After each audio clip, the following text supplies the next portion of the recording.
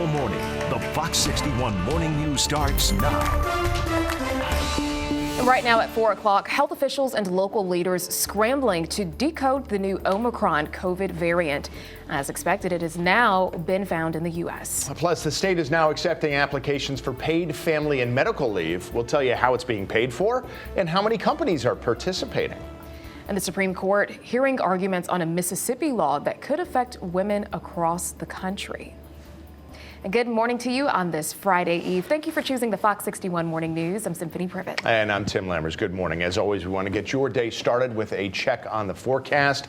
Meteorologist Dan Amaranti joins us right now. Dan, I know I had a little bit of drizzle coming in, and I was thinking if it was about 5 degrees colder, that would have created a nice sheen of ice on the roads that would have made for huge problems. Yeah, we're right on that threshold of having snow, but we are not across the vast majority of the state. There could be a couple of snowflakes mixing in a few locations, some of those higher elevations, but for the most part, for 99.9% of the state right now, this is just rain, and plain old rain, and it is a cold rain as temperatures are only in the low to mid 30s out there. So we're really close to getting some winter weather, and it's just not the case this morning, which I guess is good news or bad news depending on how you look at it. If you have to be out traveling, then it's good news that you're not dealing with major ice or anything like that. But if you're just sitting at home looking out the window, I mean, snow is prettier than rain. I think a lot of people would agree on that. But right now it is just all about the rain. We have some moderate to heavy rains. They just updated right around Hartford, going into Middletown and Portland, Glastonbury and Rocky Hill, all seeing some of that moderate to possibly briefly heavy rain. And in eastern Connecticut, could be a couple of maybe a little spritz of sleet pellet or maybe a couple of snowflakes mixing in. Some snow up to our north, a little scattered coating on some of the grassy surfaces up there. And it's just a weak system that's lifting through a warm front as we go on through the morning, and it's going to bring us some of those showers. And then things will kind of taper down as we go on through the morning hours with just a lot of cloud cover for this morning. And then in the middle of the day, the sun comes out by noontime, beautiful weather. And then by the afternoon, we'll start to see some more clouds kind of building back in. Clicker is having a little bit of trouble there, but as we go on through the afternoon and into the evening, we'll start to see some clouds moving back in and possibly some showers as well. So there's 3 p.m. showing a little bit of rain out there. But in the meantime, it's fairly mild to start off the day. As I mentioned, temperatures are right near freezing in some spots, like Willamette coming in at 32. You have 34 in Windsor Locks, 36 in Torrington, 48 in New Haven right now. So it is mild in some spots, very mild in some spots. By the afternoon, we'll get into the mid 50s. So a warm day with morning showers, some sunshine for the middle of the day, then back to a few afternoon showers. We'll talk about what we have coming in for these next few days. Back to reality with some colder temperatures. We'll talk about it coming up in a bit. Back to you. Hey, thanks, Dan. We'll see you in a few minutes. We begin with breaking news this morning. A homicide investigation underway in the capital city. Yeah, police said this happened in the 100 block of Magnolia Street. It's still very early in the investigation. We don't have any further information about the victim's age, but when we get more, of course, we'll get you updated on air and online and through the app. Also, some overnight breaking news in Bristol this morning.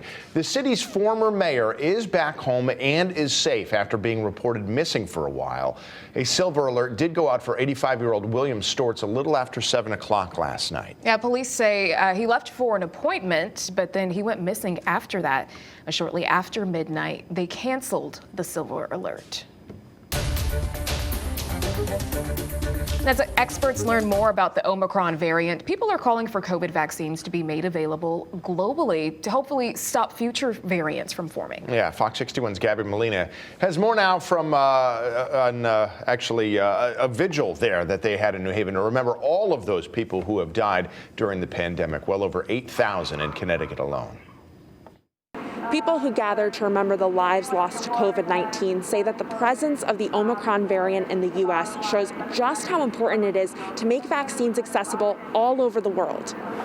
As of today, over 5 million people around the world have died from COVID-19. In the glow of the candles lit to honor the lives lost to COVID, people shared their own stories of family and friends who died from the virus. My phone calls went unanswered for 2 weeks until mid-May, when a nurse told me she was in the hospital. Her mom has always welcomed me into their family like a daughter. Francesca Mavia remembered her best friend's mother at a vigil in New Haven Wednesday evening. She was actually supposed to get her first dose a week after she started getting her first symptoms.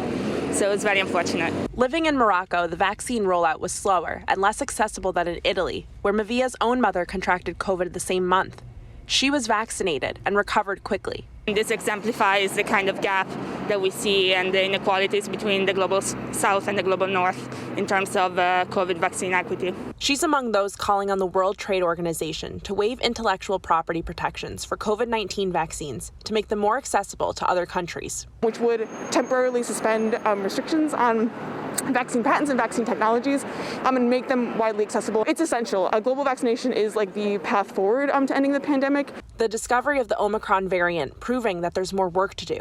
As long as a significant portion of the global population is unvaccinated, it's basically just a breeding ground for variants that can then spread to the rest of the world and where we have to start all over again. With millions of lives lost already, organizers say it's not something we can afford to do. What do we want? 14 million doses. When do we want it? Now. This event was part of a global day of protest calling for vaccine equity. In New Haven, Gabby Molina, Fox 61 News.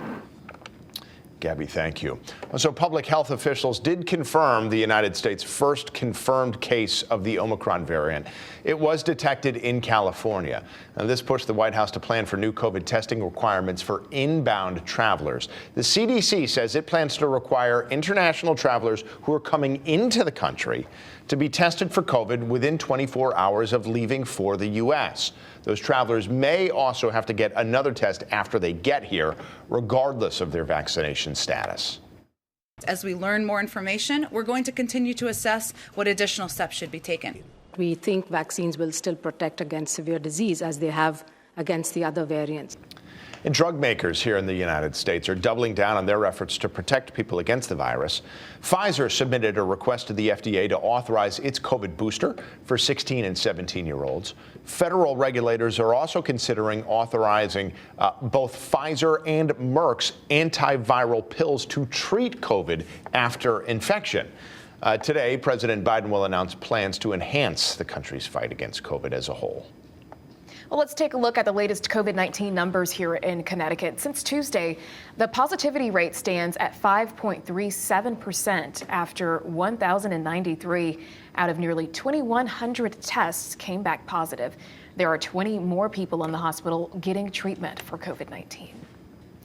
Well, there is a large medical and police presence at Bristow Middle School in West Hartford, where someone was taken to a hospital. We're still learning more details about what exactly happened there and caused that response. It is still being investigated. As we gather those details, we'll keep you updated on air and online. Well, people in New Haven gathered with balloons and candles for a vigil to remember a 18-year-old who was killed in a car crash. Family and friends gathered yesterday to remember the girl whose name has not been released, but police said she was driving on Sherman Avenue a little after 8 p.m. when she crashed into a tree. Her passenger was an 18-year-old female. She was treated and released, but her name has not been released by police either. Police are asking anybody, though, who saw that crash to please come forward. Well, some good news for Connecticut residents. Wednesday was the first day you could apply for the new paid family and medical leave program. The governor was among many state officials to celebrate this milestone. The Connecticut Paid Family and Medical Leave Act provides paid leave benefits to employees who are unable to work due to their own serious health condition or the serious health matter of a family member. Right now, over 123,000 companies statewide are participating, and it's getting paid for through an employee payroll deduction. If you make at or below minimum wage, the benefit amount is 95% of your base weekly wage. Right.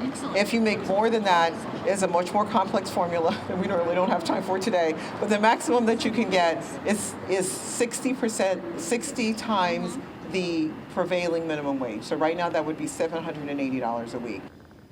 The program has over $300 million in funding already in place, again, paid for by employees by that payroll deduction. And state officials expect by January the fund will grow to over $400 million. So far, about 500 people statewide have applied for those benefits.